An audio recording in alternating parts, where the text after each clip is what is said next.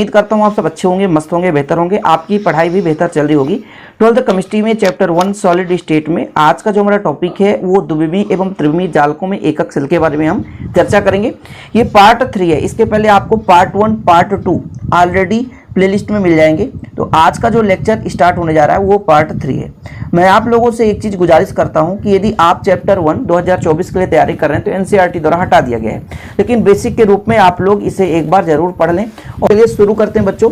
Chapter का नाम ही solid state है और ठोस से ही इसकी कहानी शुरुआत होती है। यानी अध्याय को पढ़ने से पहले हमको ये पता होना चाहिए कि ठोस है क्या।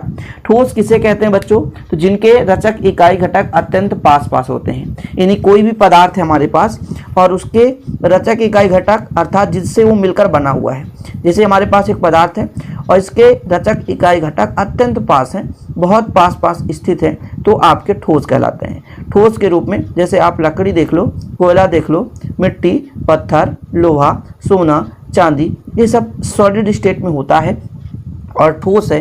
ठोस का मतलब ये होता है कि इसके रचक इकाई के बीच में रचक इकाई घटक, इकाई मतलब एकदम सूक्ष्मतम समूह जिससे मिलकर बना होगा, इस घटक में आकर्षण बल ज़्यादा होता है। आकर्षण बल क्या होता है? प्रबल होता है। ठीक है, आकर्षण बल प्रबल होता है। ठीक, ये चीज़ आपको पता होना चाहिए। अब ठोस के बारे में हमने पढ़ा था कि ठोस दो प्रकार से होते हैं, एक आपका क्रिस्टलीय ठोस और एक आपका अक्रिस्टलीय ठोस। क्रिस्टलीय ठोस का एग्जाम्पल हमने आपको बेहतर रूप से समझाया था, जिसके रचक इकाई घटक एक नियमित क्रम में व्यवस्थित रहते हैं। किस क्रम में बच्चों? नियमित क्रम में व्यवस्थित होते हैं। नियमित क्रम में यदि हों तो आपके क्रिस्टलीय ठोस कहलाते हैं। क्या? क्रिस्टलीय ठोस। याद रखिएगा, क्रिस्टलीय ठोस कौन कहलाएगा बच्चों? जिसके रचक इकाई घटक बिल्कुल नियमित क्रम में होंगे या आपका एक नियमित क्रम में व्यवस्थित रहेंगे। जैसे स्कूल में प्रेयर होता है तो आप लोग एक नियमित क्रम में व्यवस्थित रहते हैं, तो एक निश्चित क्रम की व्यवस्था जो है क्रिस्टलीय ठोस कहलाती है। और तितर बितर आप हो गए तो अनियमित हो गया, मतलब वो आपका अक्रिस्टलीय हो गया। क्रिस्टलीय को भी हमने 4 भागों में बांटा था, रचक इकाई घटक के आधार पर। आयनिक जिसमें रचक इकाई घटक आयन थे, सहसंयोजी जिसमें परमाणु थे, आपका आणविक ठोस हो जाए जिसमें रचक इकाई घटक अणु थे, और जो धातु परमाणु से मिलकर बना होता था उसे हम धात्विक ठोस के नाम से जानते हैं। 4 ठोस हमने पढ़ा था क्रिस्टलीय ठोस के बारे में बच्चों। उसी को सीरीज को हम आगे बढ़ाते हुए ठोस के ही मतलब बारे में यहाँ पर हम चर्चा करेंगे। जैसे कोई भी ठोस किसी न किसी मूल बिंदु से मिलकर बना है और उस मूल बिंदु का भी कहीं ना कहीं एक महत्व होता है। उस मूल बिंदु को हम एक जालक बिंदु के नाम से जानते हैं। जैसे आपका ये पहला जो परिभाषा हमने लिखा है जालक बिंदु, जैसे कोई भी हमारे पास सॉलिड है, ठोस है, जैसे NaCl की बात करो तो NaCl में जो NaCl का निर्माण है वो Na पॉजिटिव और Cl निगेटिव के माध्यम से हुआ है। तो यदि हम कह दें कि इसका जालक बिंदु क्या है तो इसका जालक बिंदु आयन है, क्योंकि भाई साहब अणु परमाणु आयन को हम बिंदु के रूप में दर्शाते हैं। जैसे बिंदु के रूप में है, हमने कहा NaCl बच्चों, NaCl जब टूटता है तो Na पॉजिटिव बनाता है और Cl निगेटिव बनाता है। जब इसकी संरचना बनाएंगे तो कहीं ना कहीं एक बिंदु के रूप में इनको हम दर्शाएंगे। किस रूप में बच्चों? बिंदु के रूप में दर्शाएंगे। तो इन बिंदुओं को ही हम जालक बिंदु कह देते हैं। यानी किसी क्रिस्टल रचक या किसी ठोस को हम जब दर्शाते हैं, उनके अणुओं, परमाणु या आयन, 3 ही रचक घटक होते हैं बच्चों। या तो आपका अणु होगा, या तो आपका परमाणु होगा, या तो आपका आयन होगा। इसके अलावा कोई अन्य रचक इकाई घटक नहीं होते। अब इनको भी दर्शाने के लिए हम कहीं ना कहीं किसी न किसी सिंबल का प्रयोग तो करेंगे ही। तो हम किसका प्रयोग करते हैं? बिंदु का प्रयोग करते हैं, इन बिंदुओं का प्रयोग करते हैं, और इन बिंदुओं का नाम ही दे दिया जाता है बच्चों जालक बिंदु। क्या? जालक बिंदु। यानी ठोस के हम संरचना को व्यक्त करने के लिए अर्थात उसके रचक अवयव को व्यक्त करने के लिए बिंदु का प्रयोग करते हैं, और ये बिंदु आपके जालक बिंदु कहलाते हैं। देखो भाई, क्रम से आप नहीं देखें तो आपको दिक्कत होगी कि सर क्या बोले जा रहे हैं। अब हम आपको पहले से भी बोल के रखें कि प्लेलिस्ट जरूर देखें। प्लेलिस्ट में जितने भी वीडियो हैं आपको क्रम से ही मिलेंगे। नए प्लेलिस्ट देख सकते हैं, पुराने प्लेलिस्ट देख सकते हैं, इसमें कोई ये नहीं है कि आप कब का देखो, बाकी आप जरूर देखो। तो जालक बिंदु की यदि मैंने आपसे परिभाषा पूछी तो आप निश्चित तौर पर बता सकते हैं कि भाई साहब किसी भी क्रिस्टल के रचक अवयव, परमाणु, अणु को दर्शाने के लिए हम बिंदु का प्रयोग करते हैं, उन बिंदुओं का ही जालक बिंदु कहलाता है।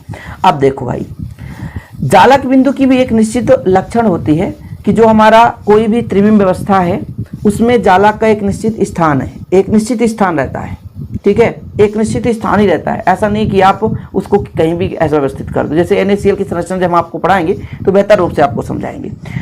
अब यहां से बनता है जैसे जालक बिंदु, तो आपने कह दिया कि भाई साहब जालक बिंदु यानी एक छोटा सा सबसे एक कॉर्नर वाला भाग आपका जालक बिंदु कहलाया, और जालक बिंदुओं से मिलकर बनता है एकक सेल। क्या बनता बच्चों? एकक सेल। बिल्कुल आप चिंता ना करिए, इसकी परिभाषा भी मैं लिखाऊंगा, आप लोग कंफ्यूज नहीं होंगे। जैसा कि आप लोगों ने देखा होगा कि किसी भी दीवार का निर्माण होता है तो कहीं ना कहीं उसमें ईंटें लगी होती है। क्लियर है? मैं आपको जैसे यहाँ पर एक छोटा सा सिंबल बना करके आपको समझाने की चेष्टा कर रहा हूँ, थोड़ा आप लोग समझिएगा। ठीक है, देखिएगा बच्चों, बहुत सिंपल तरीके से आप समझ जाओगे, कोई दिक्कत नहीं है इसमें। आप देखोगे तो ईंटा नज़र आएगा आपको, ये देखो ज़रा, ऐसे ही बना रहता है दीवार, कुछ ऐसे ही बना रहता है कि नहीं? आप ही बताओ। कुछ इस प्रकार से आपका बना है, यानी ये जो पूरा दीवार बना है एक इस ईंटे से बना है ना, फिर एक आपका ये दूसरा ईंटा हो गया, फिर आपका ये तीसरा ईंटा हो गया, ऐसे नीचे भी ईंटा लगा हुआ है, ऐसे आपके जैसे जैसे नीचे पूरे हर जगह ईंटा लगा हुआ है। मतलब ये जो दीवार का निर्माण हुआ है, वो जो दीवार का निर्माण हुआ है इससे वो बच्चों ईंट से हुआ। तो इसका जो एकक सेल है वो ईंट कहलाया। क्या कहलाया? ईंट कहलाया। सही है कि नहीं? कहलाया कि नहीं? तो इसका जो एकक सेल है वो ईंट है। ठीक है, इसी प्रकार से जिससे मैं कह दूं कि एक इस प्रकार से कुछ आकृति आपको नजर आ रही है, ऐसा मैं कर दिया और ऐसा कर दिया, बहुत ही सिंपल है ना, बिल्कुल चिंता ना करें। कुछ इस प्रकार से आप नज़र दे रहे हैं भैया, यहाँ पे बिंदु है, फिर यहाँ पर बिंदु है, इसको भी मिला दिया, यहाँ पर बिंदु है, इसको मिला दिया, यहाँ पर बिंदु है, इसको भी मिला दिया, ये बिंदु मिला दिया बच्चों, ये मिला दिया। अब आपको ये आकृति किससे निर्मित नजर आ रहा बच्चों? तो आपको लगेगा कि सर ये वर्ग है, ये वर्ग है, तो वर्गाकार भाग भी एक एकक सेल कहलाया। ये भी आपका एक वर्ग है, तो ये भी आपका एकक सेल है, ये भी आपका एक वर्ग है, ये भी एकक सेल है, ये भी आपका वर्ग है, ये भी एकक सेल है, ये भी आपका एक वर्ग है, ये भी एकक सेल है, ये भी आपका वर्ग है, तो एकक सेल। तो इसका जो एकक सेल हुआ तो आप कह सकते हो कि सर वर्ग है। क्या है? वर्ग है। मतलब एकक सेल का मतलब क्या हुआ कि भाई जालक बिंदु, ये बिंदु थे, ये बिंदु थे, इसकी हमने पुनरावृत्ति कर दी और एक सूक्ष्मतम समूह बना दिया। जैसे इसमें 4 जालक बिंदु हैं, तो ये बिंदु जो है जालक बिंदु कहलाएंगे, लेकिन इनके पुनरावृत्ति से एक आकृति बनी, उस आकृति को हम इकाई सेल, यूनिट सेल या एकक सेल के नाम से जानते हैं। समझ में आया? एकक सेल जिससे मिलकर बना होता है बच्चों, सूक्ष्मतम इकाई ही कहलाती है, इसलिए आप इसको परेशान होने की जरूरत नहीं है। ठीक है कि भाई एकक सेल की बात कर दी जाए तो आप लोग बता सकते हो कि भाई हमारे पास जालक बिंदु हैं, ठीक है, इनके एक निश्चित व्यवस्था से एक सूक्ष्मतम समूह बनता है। किसी भी क्रिस्टल का एक सूक्ष्मतम समूह बनता है, उस समूह को, उस यूनिट को, उस इकाई को ही हम एकक सेल के नाम से जानते हैं। तो यहाँ पर बच्चों मैंने परिभाषा भी लिख दिया है, जिसको आप लोगों को लिखना है तो लिख सकते हैं कि किसी क्रिस्टल की एकक कोशिका या इकाई सेल, ये मैं कह रहा था, एकक कोशिका या इकाई सेल जालक बिंदुओं का वह सूक्ष्मतम संरचना वाली इकाई होती है। देखो सूक्ष्मतम, ये संरचना वाली इकाई है, ये सूक्ष्मतम इकाई है। जैसे यहाँ पर देखो ये इसकी इकाई है, सूक्ष्मतम इकाई की बात किया जा रहा है। उस इकाई को जिसके बार बार पुनरावृत्ति से, जैसे इस इकाई को मैंने पुनरावृत्ति कर दिया, फिर पुनरावृत्ति कर दिया, फिर पुनरावृत्ति कर दिया, फिर पुनरावृत्ति कर दिया, फिर पुनरावृत्ति, जिसके बार बार पुनरावृत्ति से, देखो जरा, बार बार पुनरावृत्ति किया हमने, तो एक संपूर्ण क्रिस्टल का निर्माण हो गया बच्चों। तो इस हम यूनिट को ही एकक सेल के नाम से जानते हैं। यानी क्रिस्टल की एक छोटी सी इकाई सेल वह इकाई है जिनके बार बार पुनरावृत्ति से एक क्रिस्टल की संरचना का निर्माण हो जाता है, उसे हम बोलते हैं एकक सेल। ठीक है, जालक बिंदुओं का वह सूक्ष्मतम संरचना वाली इकाई, सूक्ष्मतम संरचना, बिल्कुल सूक्ष्मतम संरचना वाली इकाई होती है, जिसकी बार बार पुनरावृत्ति से क्रिस्टल के संपूर्ण संरचना का निर्माण होता है, उसे हम बोलते हैं बच्चों एकक सेल। इसके बाद मैं यदि बात कहूं कि एकक सेल के प्रकार की बात, तो एकक सेल 2 प्रकार से होते हैं मुख्य रूप से। एक आपका एक बिंदुवीय एकक सेल और एक आपका एक आपका हो जाएगा द्विबिमीय एकक सेल और एक आपका हो जाएगा त्रिबिमीय एकक सेल। तो आप लोग हेडिंग लगाएंगे। अभी फिलहाल ये आपका सॉलिड स्टेट चल रहा है, जो भी मैं लिखा रहा हूं बच्चों उसको आप लोग लिख लिया करें। अब यहां पर आप लोगों को हेडिंग लगाना है अगले स्टेप में, एकक सेल के प्रकार। एकक सेल के प्रकार, पहला आपका होता है द्विबिमीय एकक सेल, ठीक है, और आपका बच्चों त्रिबिमीय एकक सेल, दूसरा हो गया त्रिबिमीय एकक सेल। अब आपको लगेगा बच्चों एकक सेल मतलब यूनिट, एकक सेल मतलब यूनिट।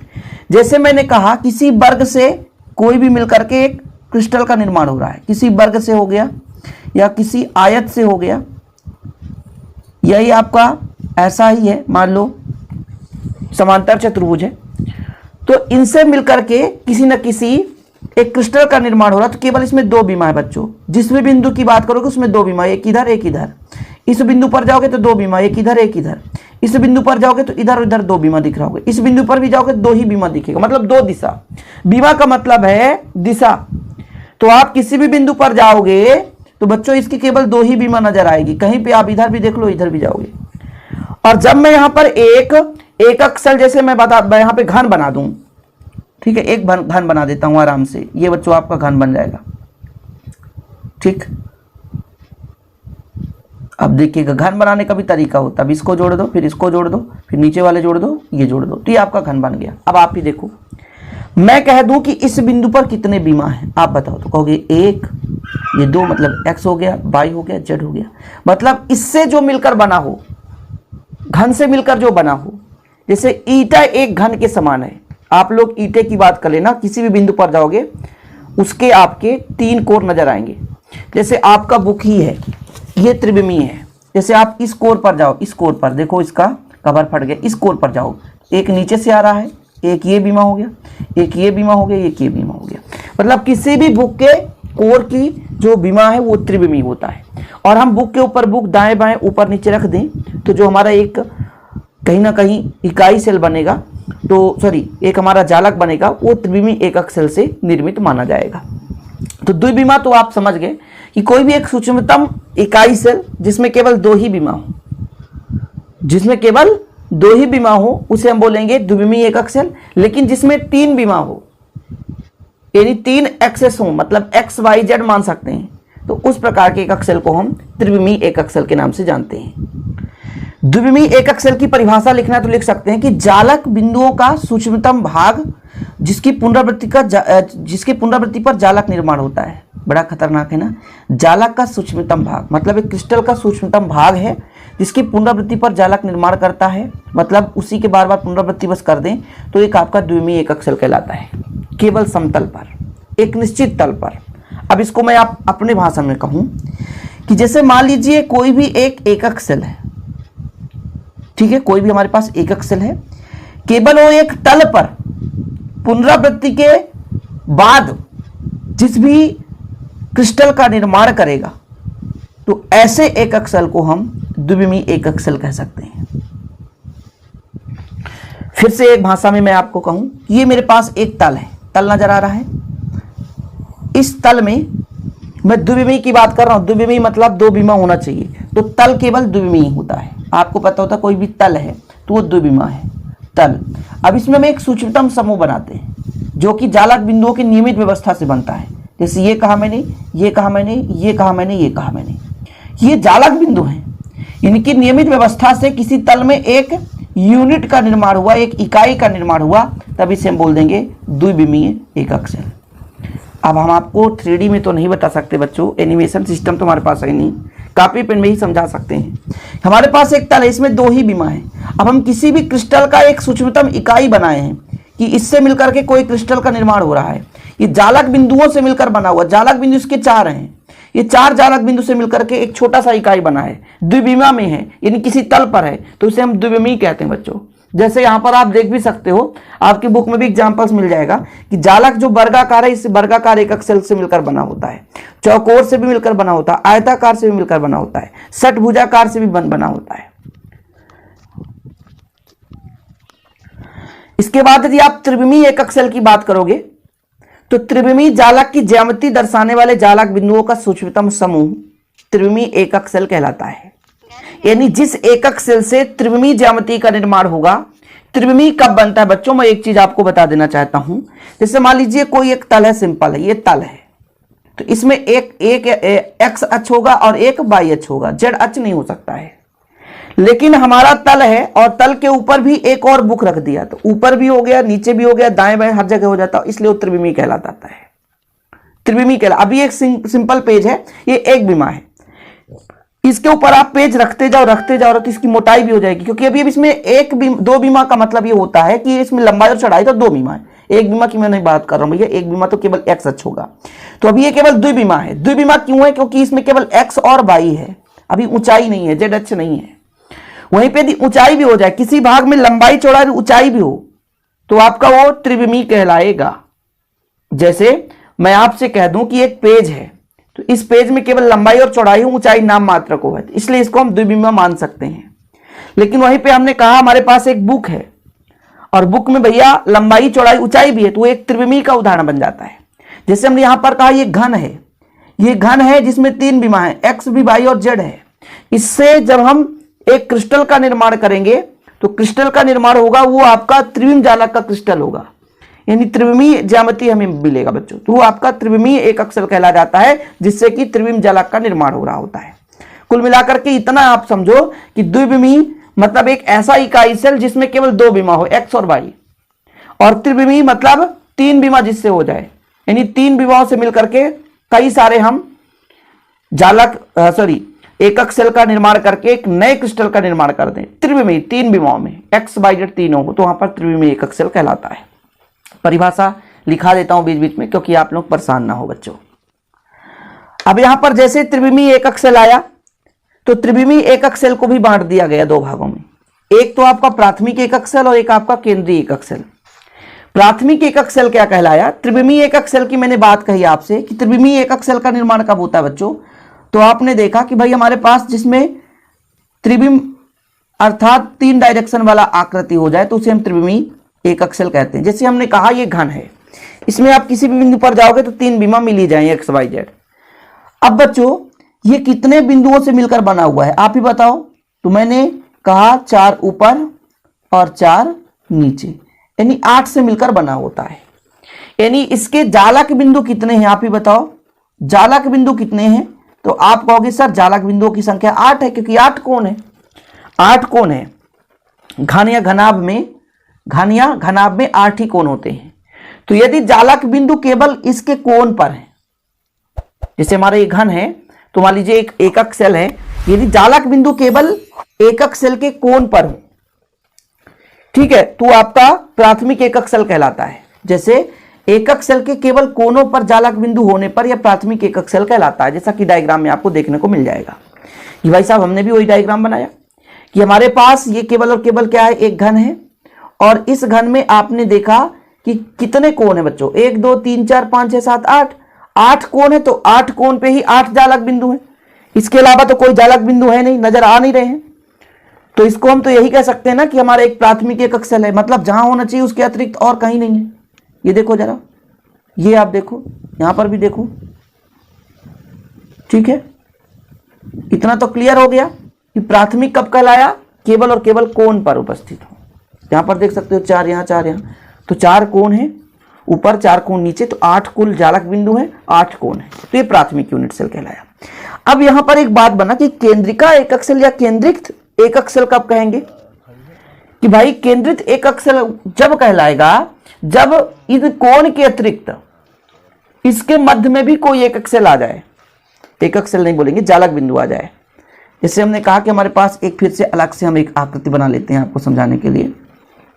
आकृति बनाना बहुत आसान है। इसको ऐसा किया, ये किया बच्चों, ये किया, देखो 2 हमने वर्ग बना दिया, फिर इसको मिला दिया। अब हमने इसमें यह कहा कि भाई हमारे पास जालक बिंदु तो है ऑलरेडी, तो यहां तो जालक बिंदु रहेंगे, जिनसे ये मिलकर बना हुआ है उनको तो कोई रोक टोक ही सकता ही नहीं है। इसके 8 कोण है तो 8 जालक बिंदु, बिना कुछ कहे भैया बोले यहां पर आपके 8 बिंदु हैं। इसमें आपको कोई छेड़छाड़ नहीं करनी, यहां पर ये है। अब यदि अतिरिक्त के रूप में इनके बीच में कोई बिंदु आ जाए, इसमें कहा कि ये जालक बिंदु एक यहां आ गया, एक अतिरिक्त बिंदु आ गया, तो फिर ये आपका कहलाया क्या बच्चों? केंद्रित एकक सेल। त्रिविमीय ही है, ये भी त्रिविमीय है, ये भी त्रिविमीय है। तो भाई यदि केवल और केवल कोण पर है तो आपका प्राथमिक यूनिट सेल कहलाता है, सरल इकाई सेल हम कह सकते हैं, ठीक है। लेकिन केंद्रित कब बोला जाएगा? केंद्रित कब कहलाएगा बच्चों? कि जब इसके कोण के अतिरिक्त, यदि इसके कोण के अतिरिक्त इस जालक के अंदर जालक बिंदु उपस्थित हो, यानी क्रिस्टल के अंदर कोण के अतिरिक्त भी कोई जालक बिंदु हो, तो हमारा केंद्रित एकक सेल कहलाता है। तो यहां पर वर्गीकरण हुआ, थोड़ा सा वर्गीकरण में आपको कंफ्यूजन पैदा हो गया कि एकक सेल को सर 2 भागों में बांटा हमने। एकक सेल को 2 भागों में बांटा, एक द्विविमीय है ना, तो द्विविमी और एक आपका त्रिविमी। साफ सुथरा नजर नहीं आया है ना। चलो फिर से यहां पर बता देता हूं। एकक सेल की हमने बात की थी। एकक सेल, इसको हमने दो भागों में बांटा था। एक आपका द्विविमी एकक सेल और एक आपका त्रिविमी एकक सेल। फिर जब त्रिविमी की बात आ गई तो ये भी दो हो गया। एक आपका हो गया प्राथमिक एकक सेल, प्राथमिक जिसको हम बोलते हैं सरल एकक सेल, ठीक है, और दूसरा आपका हो गया केंद्रित। ठीक है, प्राथमिक में केवल कोण पर है, केवल कोण पर, और इसमें कोण के अतिरिक्त भी है। यानी केंद्रित में कोण पे तो भाई है लेकिन कोण के अतिरिक्त भी है। अब बड़ा कंफ्यूजन क्रिएट हो गया। कोण के अतिरिक्त कैसा सर? कोण के अतिरिक्त कैसा? देखो जरा, इसके भी तीन भाग हैं। एक आपका काय केंद्रित, काय केंद्रित, कैसा बच्चों? काय केंद्रित। दूसरा आपका हो जाएगा एक फलक केंद्रित भी होता है। क्या? फलक केंद्रित।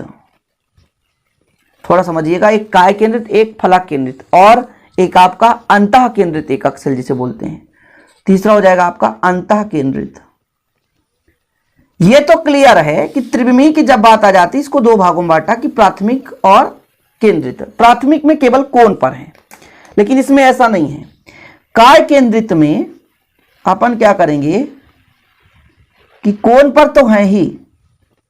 देखिएगा, बहुत सिंपल तरीके से बार बार बना रहा हूं ताकि आप लोगों को दिक्कत ना हो सके। ये कोण पर तो है ही बच्चों, इसमें कोई रोक टोक की बात नहीं है।